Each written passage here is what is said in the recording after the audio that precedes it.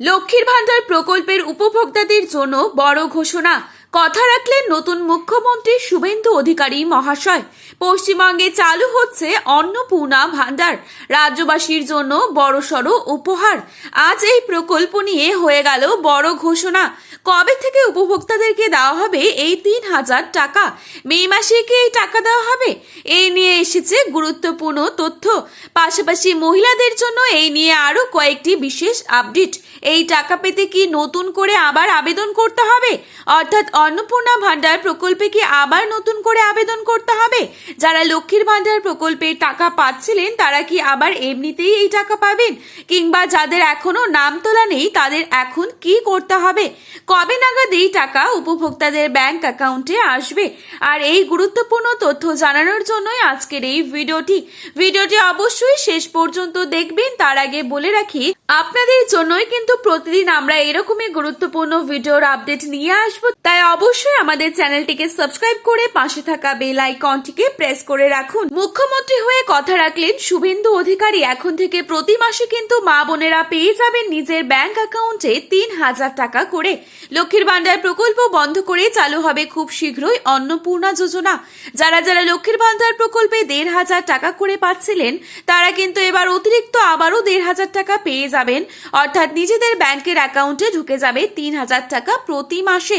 ১১ই মে সোমবার নতুন মন্ত্রিসভার বৈঠক হয়ে যায়। তারপরে কিন্তু শুভেন্দু অধিকারী ঘোষণা করে দেন যে রাজ্য চালু হচ্ছে অন্নপূর্ণা ভান্ডার। এখন দেখে নিচ্ছি নতুন করে আপনারা কিভাবে এই টাকা আবেদন করবেন।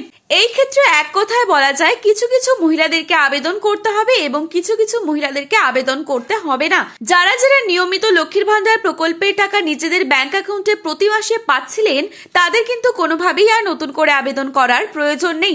আপনাদের আগের ব্যাংক অ্যাকাউন্টে যেসব তথ্য আছে তা কিন্তু স্থানান্তরিত করা হবে অন্নপূর্ণা ভান্ডার যোজনায়। অর্থাৎ এই সমস্ত মহিলাদের আবেদন করার প্রয়োজন নেই। তো কাদের এবার আবেদন করতে হবে চলুন এক নজরেই দেখে নেওয়া যাক। যারা কিনা ভোটের আগে লক্ষ্মীর ভান্ডার প্রকল্পের জন্য আবেদন করেছিলেন এবং তাদের আবেদন কোনো কারণে মঞ্জুর হয়নি, তাদেরকে কিন্তু আবার নতুন করে ফর্ম ফিল আপ করে অন্নপূর্ণা ভান্ডারের জন্য আবেদন করতে হবে। পাশাপাশি যারা এখনো নতুন লক্ষ্মীর ভান্ডার প্রকল্পের জন্য আবেদন কখনোই করেননি তাদেরকে আবেদন করতে হবে। এমনও কিছু মহিলা রয়েছেন যারা কিনা আগে লক্ষ্মীর ভান্ডার টাকা পেতেন কিন্তু কয়েক মাস ধরে পাচ্ছেন না, তাদেরকেও নতুন করে আবেদন করতে হবে। ইতিমধ্যেই প্রত্যেকটি জেলায় পৌঁছে গিয়েছে অন্নপূর্ণা ভান্ডার প্রকল্পের ফর্ম। আপনাদের গ্রাম পঞ্চায়েত এলাকায় অথবা পৌরসভা এলাকায় প্রত্যেকটি জায়গাতেই কিন্তু ক্যাম্প করা হবে। আর যেখানে আপনারা ফর্ম তুলে ফর্ম ফিল আপ করে জমা দেওয়ার মাধ্যমে নিজেদের অ্যাকাউন্টে নিয়ে যেতে পারবেন প্রতি মাসে ৩,০০০ টাকা করে। সব থেকে বড় সুখবর আপনাদেরকে জানিয়ে রাখি, মে মাসেই কিন্তু অনেকেই পেয়ে যাবেন এই টাকা। আর যারা মে মাসে টাকা পাবেন না তারা কিন্তু জুন মাসের প্রথম সপ্তাহেই অন্নপূর্ণা ভান্ডারে ৩,০০০ টাকা পেয়ে যাবেন।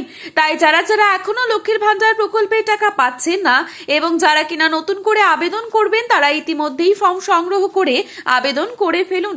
কারণ আপনারা যত তাড়াতাড়ি ফর্ম ফিল আপ করে জমা দেবেন তত আগেই কিন্তু টাকাটি পেয়ে যাবেন। এই বিষয়ে পরবর্তী নতুন কি আপডেট আসতে পারে তা জানার জন্য অবশ্যই আমাদের চ্যানেলটিকে সাবস্ক্রাইব করে পাশে থাকবেন। ধন্যবাদ।